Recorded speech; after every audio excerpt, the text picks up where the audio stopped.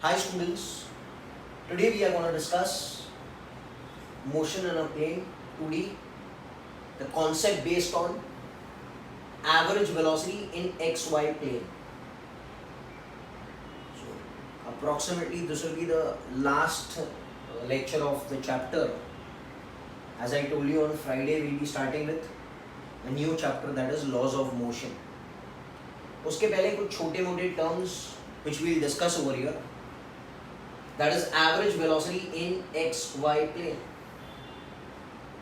So this is the X axis, this is the Y axis, and this plane is called as the XY plane.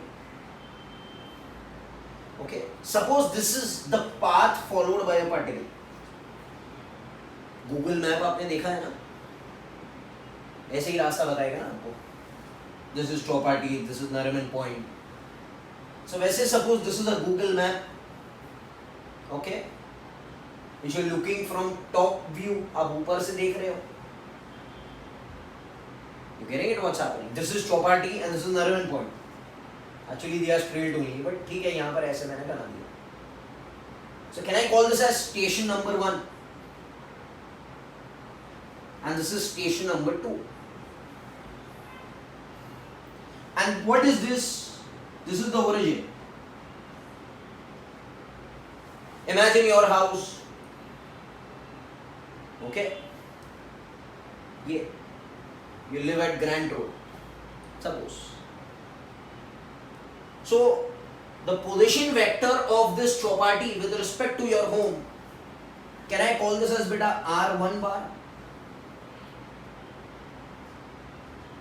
What is R1 bar? The position vector of any point with respect to origin. Position vector हमेशा कहते हैं with respect to origin. Nariman point, point number 2, position number 2. So इसका position vector क्या रहेगा? Can I call this as what sir? R2 bar. Yes और no?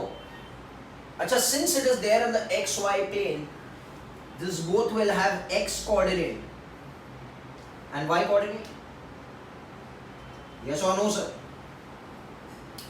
So the point at Chowpatty is having X coordinate. Let it call as X1 and let this call as Y1. So can I say the position vector of point 1 with respect to your home will have X1, Y1. Physics के language में इसको लिखना है X1 I cap plus Y1 J cap. बताइए ना आपको. तो position vector को ऐसे लिख सकते हैं I cap and J cap because the vector can be split into magnitude and direction. Similarly, this Nariman point का point will also have 2 coordinates because आप top view से देख रहे हो ना. So this will have X2 and this will be Y2. So can you tell me what is R2 bar? It will be X2 I cap plus Y2 J cap. भाई simple तो है. Okay. So from the origin, his position vector is R1 bar point number 1 का, position vector R2 bar point number 2 का. And since it is XY plane, I have written at X1, Y1 and this is written as X2, Y2. बराबर है. Suppose आप इस रास्ते 1 से 2 गए, ऐसे गए. ओके. यस और no sir? During lockdown suppose is not allowed, but आप ऐसे अपनी मोटर कार लेकर ऐसे चले गए इस रास्ते. So what will this be? This will be called as the distance. Sir, what will be the displacement be? Displacement आपको पता है will be the line joining, okay, from 1 to 2. Here, straight line joining from 1 to 2. This is the displacement vector. Yes or no? This is the displacement vector. ये देखो ये line. Can I call this as displacement vector directed from 1 to 2? अरे yes or no? सो आपको पता है अगर आप यहां पर ट्राइंगल देखते हो तो कैन आई से R1 bar plus R12 bar will become R2 बार। भाई अच्छे खासे लेवल की बात कर रहे हैं हम लोग, अभी इजी लेवल की बात नहीं कर रहे हैं हम लोग। We know scalars and vectors, we know concepts of one dimension, अभी कुछ अच्छे लेवल की बात करनी है। तो this bar plus this bar is this bar, so already R12 bar will become बेटा R2 bar minus R1 bar, and इसी को हम क्या बोलेंगे बेटा, displacement vector directed from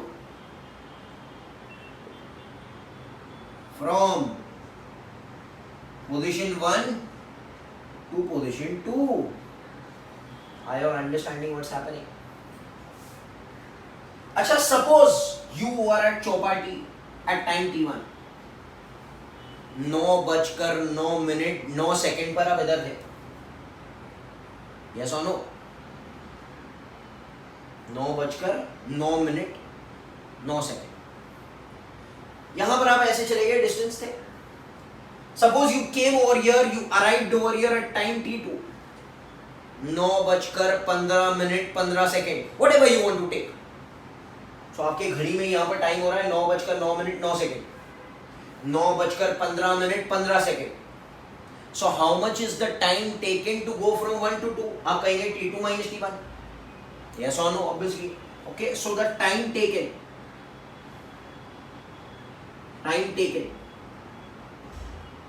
to travel from position 1 to position 2 is t2 minus t1. Very good sir, very good. आप क्या पढ़ाना चाह रहे हो? ओके, हमको पढ़ना है बेटा एवरेज वेलोसिटी। आपको पता है एवरेज वेलोसिटी का formula? Yes, everyone will tell me what is the formula for average velocity. Average velocity is total displacement upon total time. पढ़ा है कि नहीं? But it is vector. So total displacement, इस case में displacement कितना है? So if I write average velocity, किसके average velocity की बात कर रहा है? 1 से लेके 2 तक। ओके, बिकॉज आपको मालूम है कि आप जब ऐसे चलेंगे तो it is not a one dimensional motion, आपका डायरेक्शन चेंज होता जा रहा है। देखो, कभी आपका गाड़ी ऐसे चल रहा है, कभी ऐसे चल रहा है, it is always tangential right to the path. So average velocity will be total displacement upon total time. What is the displacement which I calculated? ये which will be R12 bar and time कितना लगा? T2 minus T1. I hope everyone is understanding. तो क्या मैं इसको लिख सकता हूँ R2 bar minus R1 bar upon T2 minus T1? Hello hello, yes or no?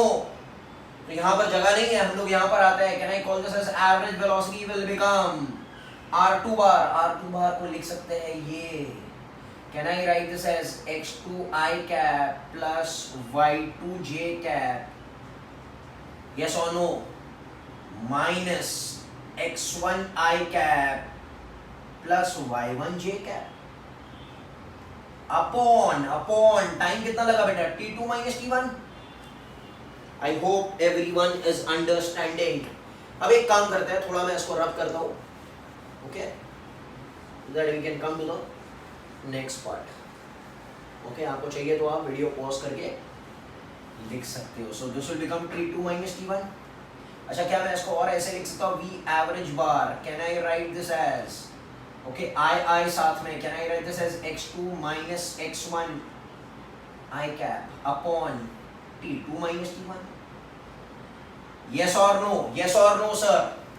Okay, और इसको कैसे लिख सकते हैं? Can I write this as y2 minus y1 upon T2 minus T1 into j cap?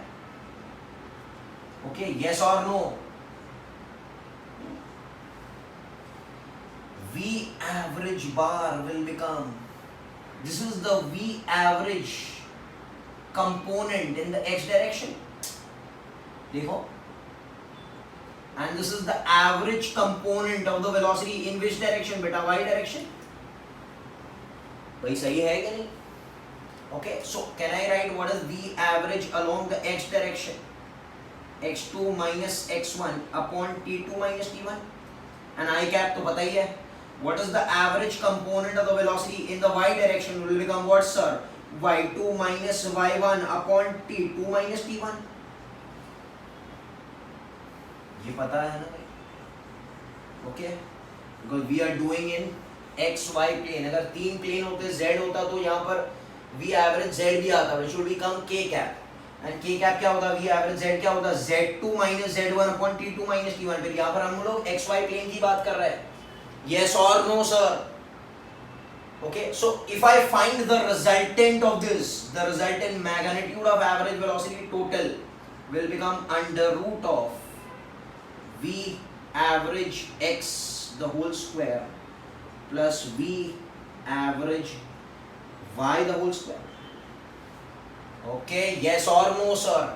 And tan alpha will become y by x will become v average y upon v average x. This is very important. I hope everyone is understanding what's happening. So this is the average velocity in the xy plane. अगर इसका vector form लिखना है तो vector form ये है x component y component, और अगर इसका मैग्नीट्यूड फॉर्म लिखना है तो magnitude form is this and the direction is this. I hope everyone has understood this question. So students, now we will continue with these examples. हमने क्या पढ़ा है? हमने अभी पढ़ा था average velocity in X Y plane, that is 2D motion. So we know that circular motion, uniform circular motion, जो हमने पढ़ा था, is a 2D motion. कह रहा है initially the particle was at A. तो आपको पता है उसका velocity vector will be tangential ऐसे. Speed is constant, but velocity vector will change ना. कह रहा है वो B पर आ गया, diametrically opposite point B पर आ गया. तो अगर ऐसे घूमकर ऐसे आ जाएगा तो velocity vector will be down. Speed is same, v 2 meter per second, but velocity vector has changed. आपको पूछ रहा है यहां से यहां पर जाने में how much is the average velocity? Average speed तो वही रहेगा. Suppose this is 2, so 2. Speed will remain 2, but average velocity will change. Why? Because the direction has changed. What is the formula for average velocity? बेटा average velocity का total formula is total displacement by total time. Okay, यहां से यहां पर जाने में total displacement कितना है? आपको पता है कि total displacement is the straight line joining, and that will become equal to the diameter. Can I write this as equal to 2r? R is the radius. 2r है ना, r. So total displacement is what beta? It is 2r. And time, पूरे चक्कर को time लगेगा t, which everyone has told it is time period. तो आधे चक्कर को कितना टाइम लगेगा? t/2. These are asked on the competitive examinations. तो ये क्या हो जाएगा? 4r/t. बट आपको मालूम है omega is 2π/t. Everyone with me? So t क्या हो जाएगा? t will become 2π/omega. So can I write this as 4r? t की जगह can I write this as 2π/omega? 2 2s are 4. So it will become what? 2r omega by pi is the average velocity when the particle goes from A to B. That is diametrically opposite point. अच्छा ठीक है, और एक example करते हैं. Suppose यहाँ पर particle is going from A to B in a quarter circle. ऐसे चलकर ऐसे गया. So कोई बता सकता है how much will be the average velocity? आपको पता है average velocity का formula is total displacement by total time. Displacement is the line joining. आपको मालूम है this is r, this is r. So this will become root 2r. Pythagoras theorem you calculate now.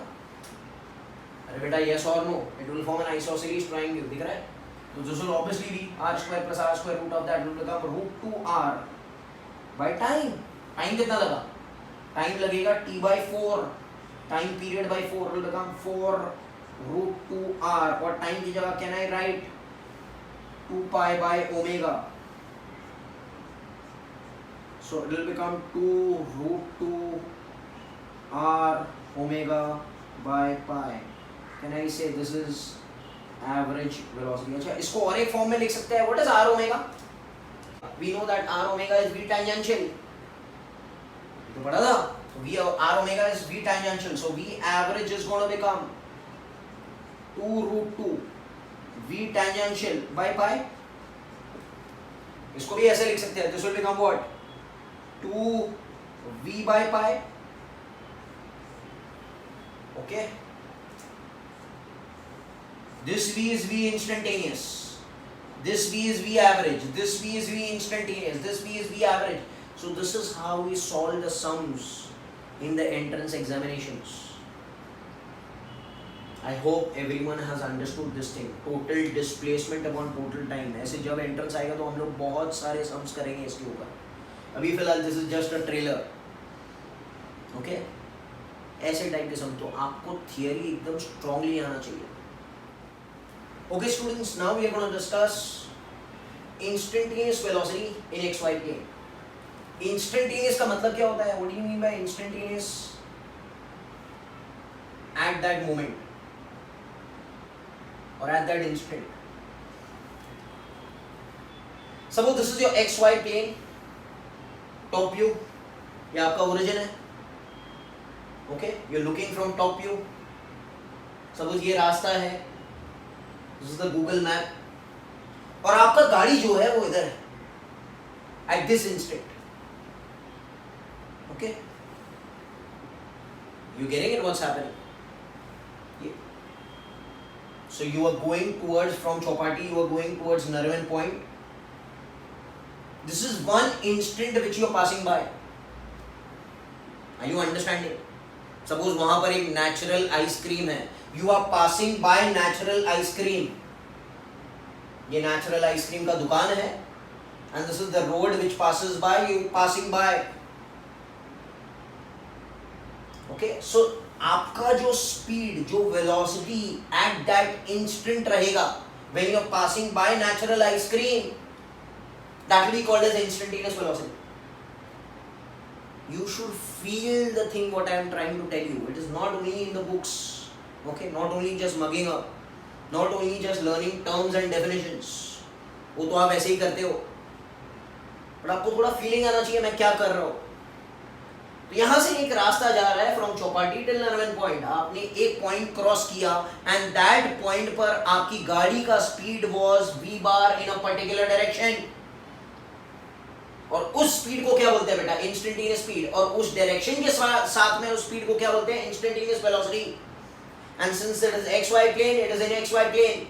तो आप जब ऊपर से देख रहे हो, हेलीकॉप्टर से देख रहे हो, तो आपका गाड़ी ऐसे चल रहा है on the Google map. Can I say the position vector of this point? इस पॉइंट को नाम देते हैं P. Position vector of this point, okay, with respect to your origin right now is r bar. Right now कितना position vector है? r bar. अच्छा sir, मगर गाड़ी तो आगे बढ़ रही है स्पीड से, थोड़ी देर बाद वो इधर आ जाएगा, फिर इधर आ जाएगा. कैन आई से ये पोजीशन वेक्टर चेंज हो जाएगा? भाई इधर था ना पहले तो. अब position vector will point here, then it will point here, then it will point here. Instantaneous velocity का मतलब होता है वेलोसिटी एट दैट इंस्टेंट. उसी समय पर आपने जब स्पीडोमीटर देखा, suppose you are passing by natural ice cream और आपने वही मोमेंट पर स्पीडोमीटर देखा, तो आपका स्पीडोमीटर बता रहा था 80 kilometre per our. Okay, may be थोड़ी देर बाद सिग्नल लग जाए, आपका ये वेलोसिटी जीरो हो जाए, बट अभी फिलहाल तो it is 80 kilometre per hour. And उस velocity in a particular direction को कहते हैं इंस्टेंटेनियस वेलोसिटी. उसका formula is instantaneous velocity is limit delta t tends to 0. What do you mean by limit delta t tends to 0? मतलब उसी समय, उसी moment पर, where the time interval is approximately very very negligible. okay, उसी moment पर. तो उसको mathematics में ऐसे लिखते हैं, limit delta t tends to 0 mean the time interval is not 0 but nearly 0. and at that moment there is rate of change of displacement vector. आपकी गाड़ी तो मोशन में है ना, तो ये तो चेंज हो जाएगा, but we are only dealing for a small interval of time, and when you deal with a small interval of time, वो एवरेज से बदल कर इंस्टेंटेनियस हो जाएगा। भाई अगर ये एवरेज होता तो यहां पर लिखता t2 minus t1, but imagine करो आप टाइम इंटरवल को छोटा कर रहे हो, t2 माइनस t1 को छोटा कर रहे हो और छोटा कर रहे हो और छोटा कर रहे हो, इतना छोटा कर दिया कि the time interval becomes approximately very very negligible, that is approximately equal to 0. So that velocity will not be called as average velocity, now will be called as instantaneous velocity. I hope everyone is understanding. तो ये mathematics में लिखने का ऐसे तरीका है, तो we are taking help of maths and we are using this. तो limit delta t tends to 0, delta r bar rate of change of displacement vector with respect to time. दुनिया में हर चीज किसी के हिसाब से चेंज होती है, यहाँ पर we are changing the position vector with respect to time. अच्छा, इसको और एक लिखने का तरीका है which mathematics will teach you, that is v bar और v instantaneous bar. इसको लिखते हैं d r bar by dt. इसको बोलते हैं डेरिवेटिव ऑफ r और differentiation of r with respect to time. तो ये पूरी चीज जो है ना, ये limit delta t tends to 0 delta r bar by delta d could be written as dr bar by dt. इसको बोलते हैं differentiation in calculus. Getting it? अच्छा सर, वेरी गुड. तो ये तो हमको याद ही करना है, जैसे टाइम पास होगा आपको ये और क्लियर हो जाएगा, बिकॉज मैथमेटिक्स में जब आपका डिफरेंशिएशन होगा अभी आपको पूरा क्लैरिटी आ जाएगी कि आपने ऐसे क्यों किया. ओके अच्छा, आर बार के पास कितने टुकड़े हैं? 2 है sir. At this instant let his position be x and let his position be y. by x comma y ना. So can I write this as r bar will be written as x I cap plus y j cap. उठा के put करो. So v instantaneous bar will become d by dt of r bar की जगह x I cap plus y j cap. So can I write this as v instantaneous bar will become dx by dt I cap plus dy by dt j cap. Yes or no sir? Beta, can I write dx by dt as instantaneous velocity in the x direction? Yes or no? And इसको लिख सकते हैं instantaneous velocity in the y direction. Instantaneous. अच्छा, आप मुझे बता सकते हो instantaneous velocity का डायरेक्शन क्या रहता है कोई भी curvilinear motion पे? It is always tangential. आपने circular motion में पढ़ा है कि 2-dimensional motion जब होगा, so velocity का डायरेक्शन हमेशा क्या होगा? Tangential. Can I break this v bar into 2 parts? बेटा मैं अच्छे लेवल की बात कर रहा हूँ. I'm not talking about all easy things. Okay? तो ये v bar को क्या मैं 2 पार्ट में तोड़ सकता हूँ? Can I call this as horizontal component instantaneous velocity in the x direction, and इसको क्या मैं बता सकता हूँ? Instantaneous velocity in the y direction. इसके मैंने 2 टुकड़े कर दिए, right or not? इसके 2 टुकड़े कर दिए. This is instantaneous velocity in the x direction, which will be also written as dx by dt I cap. This component will only deal with the x part, rate of change of x part, and this component will deal with the rate of change of y part. Yes or no? dy by dt j cap. And दोनों को जब आप मिला देंगे तो आपको instantaneous velocity tangential मिल जाएगा. Let this angle made be alpha.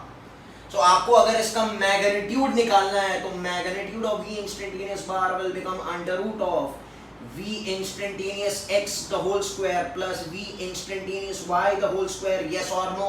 And what is v instantaneous x? V instantaneous x is beta dx by dt.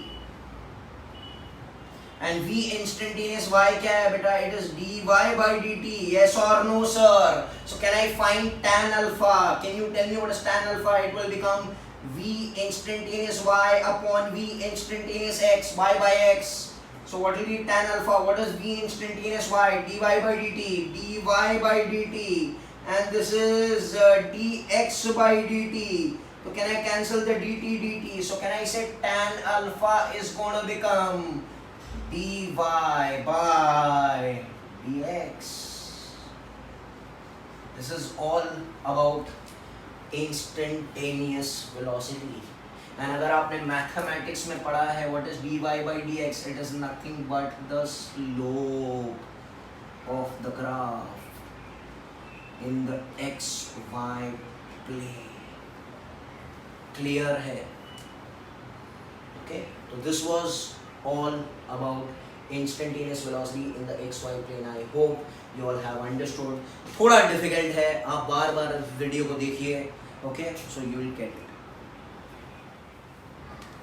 Okay, now students, we are starting with average acceleration in xy plane. जैसे हमने इसके पहले discuss किया average velocity in xy plane, अभी हम discuss करेंगे average acceleration in xy plane. xy plane Google map, ये रास्ता है, दो पॉइंट्स हमने पकड़े, चौपाटी नरवन point. When you are crossing any point across Chowpatty, आपका गाड़ी जा रहा है with the speed of v1 bar, this is the instantaneous velocity at a particular point. जब आपका गाड़ी जा रहा है नरवन point, it is passing a particular point over there, it is having an instantaneous velocity v2 bar. This is occurring at time t1, 9:09 This is occurring at time t2, 9:15 I hope everyone has got it. अब हमको सिर्फ formula apply करना है। What is average acceleration का formula? Average acceleration is defined as change in velocity upon time taken. Okay, so average acceleration, we know it is a vector quantity. Average acceleration will become change in velocity, will become v final bar minus v initial bar, will become v2 bar minus v1 bar upon time taken, beta is t2 minus t1. I hope everyone has understood this thing. अभी ये v के हम दो टुकड़े करते हैं because we are studying xy plane टोट तो होता है ना। तो can I write this as, this is instantaneous velocity tangential, can I write this as will become v1x bar and this will be v1y bar. Yes or no sir?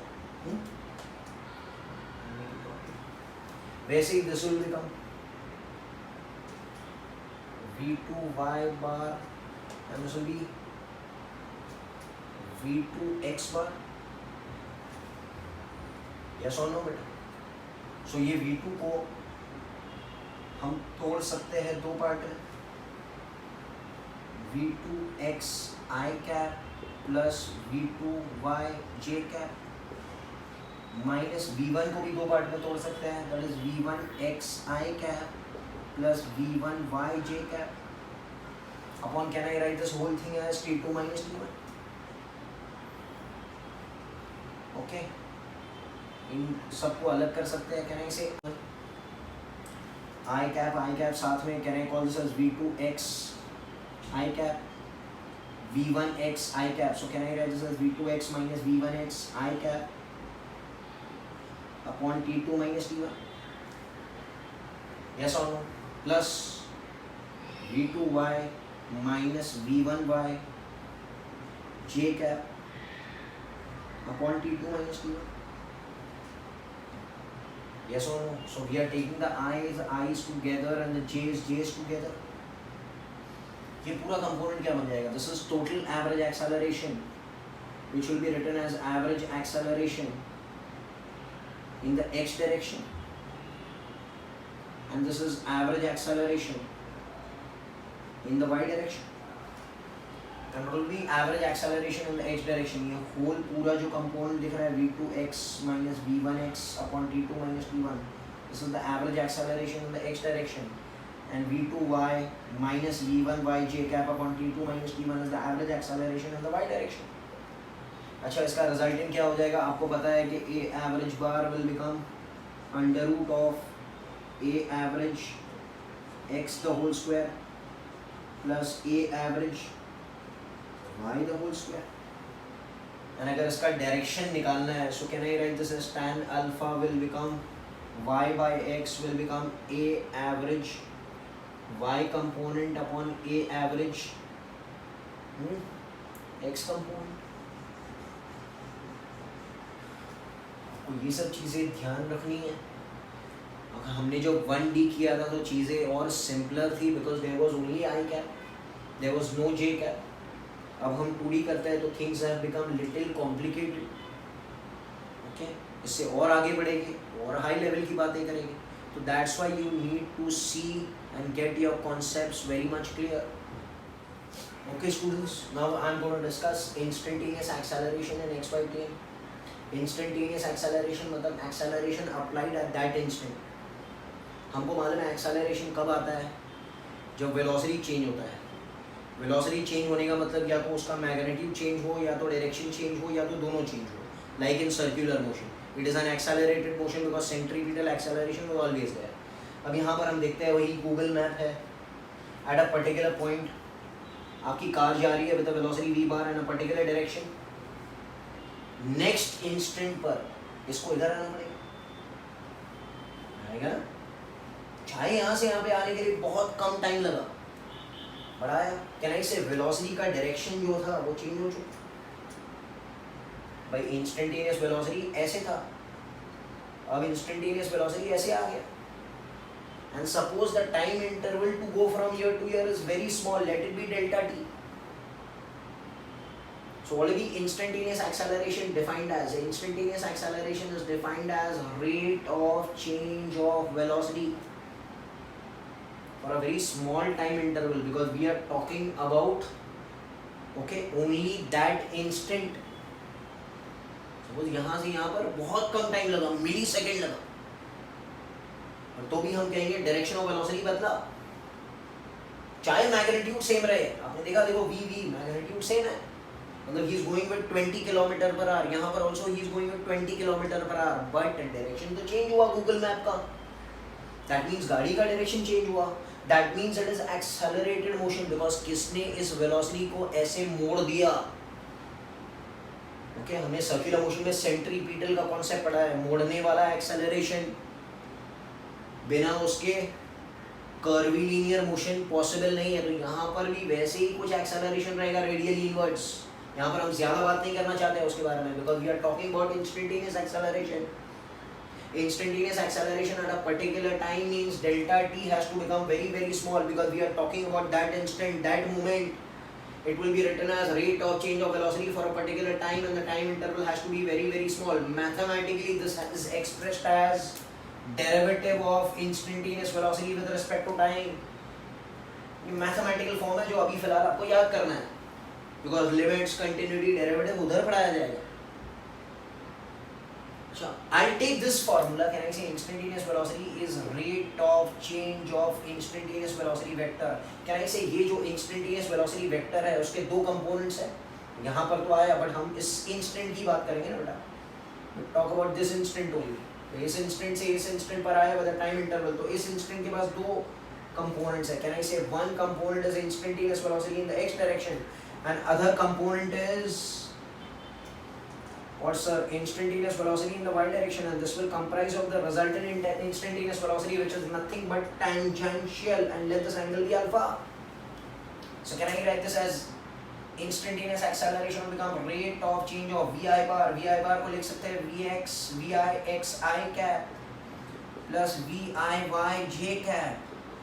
Can I write this as a instantaneous bar will become d by dt of vi x I cap plus d by dt of rate of change of v I y j cap. मतलब क्या, मतलब अगर instantaneous acceleration होगा तो there will be rate of change of instantaneous velocity in the x direction as well as rate of change of instantaneous velocity in the y direction, because it is a 2D motion. अगर ये ना हो और ये हो तो it will become only 1D motion upwards, और अगर ये ना हो ये हो तो it will become only 1D motion in the horizontal direction. तो अगर हम 2D की बात कर रहे हैं तो velocity should change in the x direction also as well as y direction also instantaneously. इसको क्या मैं बोल सकता हूँ, this is resultant instantaneous acceleration. इस पूरी चीज को क्या मैं बोल सकता हूँ, instantaneous acceleration in the x direction, and इसको बोल सकते हैं instantaneous velocity in the y direction. So already the resultant of magnitude of instantaneous acceleration will become instantaneous acceleration x direction का square plus instantaneous acceleration y direction का square. And can anyone tell me what is tan alpha will become y by x will become ai y upon ai x. शायद derivation के form में आपको नहीं पूछा जाए, but इसके applications आपको आगे जाके बहुत काम लगने वाले हैं। I will understand. शायद ये लेवल पर आपको कोई पढ़ाई ना ही, कहीं आप नए नए 10 स्टैंडर्ड से आए हो, but I feel that you should understand everything. Okay, तो आगे जाके जब हम बात करेंगे तो एक लेवल की बात करेंगे, and you will enjoy if you have understood this thing. Okay students, now we are going to discuss the last question of your government textbook numerical, which I had told you I'll solve it. It is government textbook unsolved numerical. मैं पढ़ता हूँ यहाँ पर, a particle is projected with a speed v0 at an angle theta to the horizontal on an inclined surface making angle phi, where phi is less than theta to the horizontal. Find the range of the projectile along the inclined surface. तो क्या कह रहा है, एक particle है, उसको हमने फेंका, कैसे फेंका, theta with respect to horizontal, theta with respect to horizontal, but on an incline plane, and this incline plane कितना एंगल बना रहा है with respect to horizontal, phi. यहाँ पर बोला है कि phi is less than theta. मतलब एक्चुअली अगर इसको अलग अलग देखने जाएंगे तो हमने कैसे फेंका, हमने इसको ऐसे फेंका, कितने स्पीड से, v0, कितना एंगल है बेटा, ये पूरा एंगल थीटा है, ये क्लियर है। So you are throwing a stone at an angle theta with respect to horizontal, but horizontal surface नहीं है, यहां पर एक इंक्लाइन सरफेस है, this is an incline surface, and ये एंगल कितना है, कह रहा है ये एंगल फाई है, कह रहा है what is the range of the projectile on the incline plane. तो कह रहा है जब वो स्टोन इंक्लाइन प्लेन पे जाएगा तो कहां जाकर टकराएगा, ये रेंज मांगता है। I need this range, range मालूम है ये डिस्टेंस, यस और no sir. So this range I require. अब इसके बहुत सारे मेथड्स है बुक में सॉल्व करने वाले, I'll solve by a simpler method जिसमें थोड़ा ट्रिग्नोमेट्री अप्लाई होता है। तो can I say this is the initial coordinate of the stone, that is 0, 0, and this is the final coordinate of the stone, that is x, y? Yes or no बेटा? Okay, और ये distance जो hypotenuse है, can I take this as r, ये distance r पकड़ता है, can I draw a triangle, इसको मैं अलग बना देता हूँ यहाँ पर। ओके, ये क्या है, ये हॉरिजॉन्टल, ये इंक्लाइन प्लेन, ये डिस्टेंस को r पकड़ता है, यहाँ से यहाँ पर स्टोन आ गया, एंड ये अच्छा, ये एंगल कितना है इंक्लाइन प्लेन का, can I call this as the y component and can I call this as the x component, because इसके coordinates तो x, y है ना मेरा बच्चा। मैं सिर्फ inclined plane की बात कर रहा हूँ phi की, I'm not talking about the theta। अच्छा, यहाँ से can you tell me what will be sin phi? Sin phi will be y by r, so it will be y equal to r sin phi। भाई इतना तो mathematics में clear हो गया रहेगा ना आपको, that the opposite component is always sin। अच्छा, cos phi निकालेंगे, cos phi, so it will become x by r, so what is x, r cos phi, equation 1, equation 2। I hope everyone is understanding। अच्छा, ये तो बात हो गई incline plane की, किसकी बात हो गई बेटा, इंक्लाइन प्लेन की बातें हो गई। what is y, r sin phi, what is x, r cos phi। तो इसके कोऑर्डिनेट्स जो हो जाएंगे ना actually will become x, y, that is r cos phi,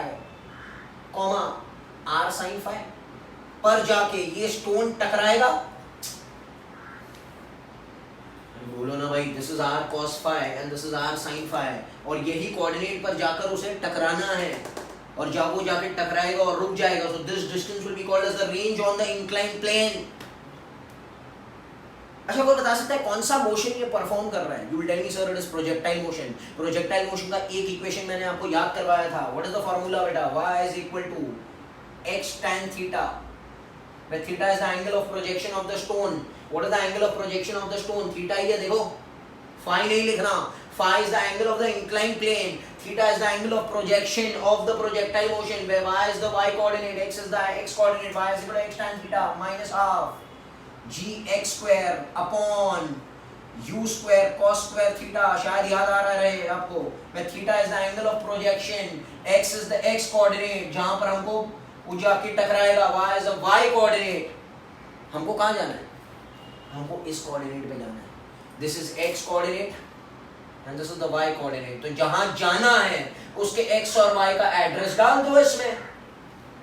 भाई ये इतना ब्यूटीफुल इक्वेशन है कि आपको प्रोजेक्टाइल मोशन में कहीं पर भी जाना है, आप इसका वैल्यू y और x के कोऑर्डिनेट डाल दो, आपको ये इक्वेशन वहां पर लेकर जाएगा. आपको r,0 पे जाना है, r,0 यू गेटिंग इट. आपको 1,2 पे जाना है, आप 1,2 डाल दो, आपको ये इक्वेशन वो बताएगा. सच अ ब्यूटीफुल इक्वेशन. अभी हमको कहाँ जाना है? हमको इधर जाना है. तो can I say y will become equal to r sin phi. So can I say y की जगह can I put r sin phi, x की जगह what, r cos phi, tan theta. Theta और phi अलग अलग है ना भाई. Minus half g x square, x की जगह r cos phi का स्क्वायर, तो r square cos square phi upon u square cos square theta. Theta is the angle of projection. Main equation में थीटा है बेटा, और इंक्लाइन प्लेन की वजह से हम फाई लेकर आ रहे हैं. Hello I am understanding what's happening बेटा. ये बहुत ज्यादा इंपॉर्टेंट चीज है. ओके अब एक काम करते हैं, ये चीज अब हम एक काम करते हैं, r को थ्रू आउट कैंसिल करते हैं. तो ये एक r गया, ये एक r गया, ये r स्क्वायर में से एक r चला गया. तो यहां से तो एक r चला गया, यहाँ पर r बचा है. So can I take this over here या this over here? तो ये हो जाएगा half g r cos square phi u square cos square theta upon is equal to cos phi tan theta minus sine phi. क्या मेरे साथ में हो आप लोग? यस और no? I have to rub the upper section because board छोटा है, राइट? यस और नो सर? यहां पर पहले हम बता देते इसके कोऑर्डिनेट्स क्या थे बेटा. r cos phi r sin phi. ये तो ध्यान रखना है. This is x and y coordinate. अब एक काम करते हैं, तो ठीक है. अब यहां से I take r on one side, बाकी सब ये साइड पे लेंगे.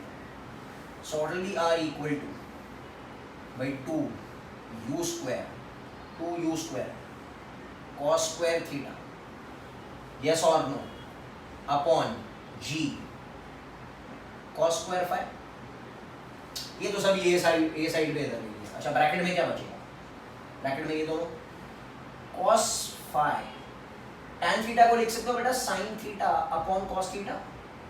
भाई मैथमेटिक्स टीचर ने इतना तो बताया रहेगा ना आपको. sin phi. Okay sir, very good very good. LCM ले लेते हैं. सो r will become 2u square cos square theta g cos square phi. What will this become? Cos phi sin theta minus, yes sir, cos theta sin phi upon cos theta. Yes or no? Everyone understanding what's happening?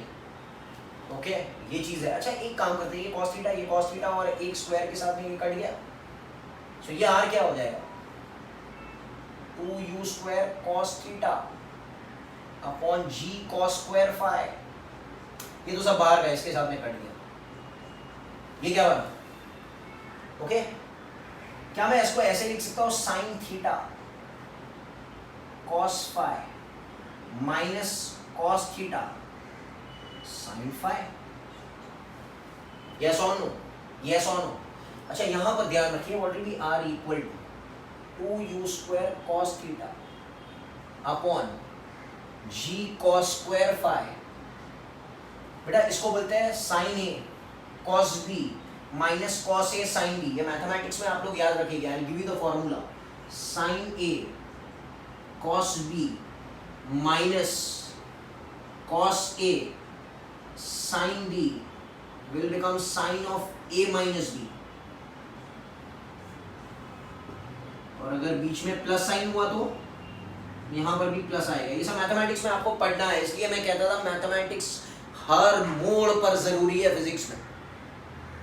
Sign A cos B plus cos A sine B plus आएगा, sine A cos B minus cos A sine B sine A minus B. यहाँ पर ये क्या हो जाएगा बेटा, sine A cos B minus cos A sine B will become sine A minus B. Who will be A? Theta. And who will be B? Phi. So this is A and this is B. So this could be written as sine of theta minus phi. This is the range of the stone on what, sir? On the inclined plane. थोड़ा इसको revise करना. This equation is very very important.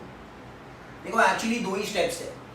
ये equation लिखना है, stone कितने degree से फेंका गया थीटा से, इंक्लाइन प्लेन के कोऑर्डिनेट्स क्या है, r cos phi r sin phi, r cos phi r sin phi. आप एक काम करो, x की जगह ये पुट करो, y की जगह ये पुट करो, यस और नो, आपको जहां जाना है वो लेकर जाएगा.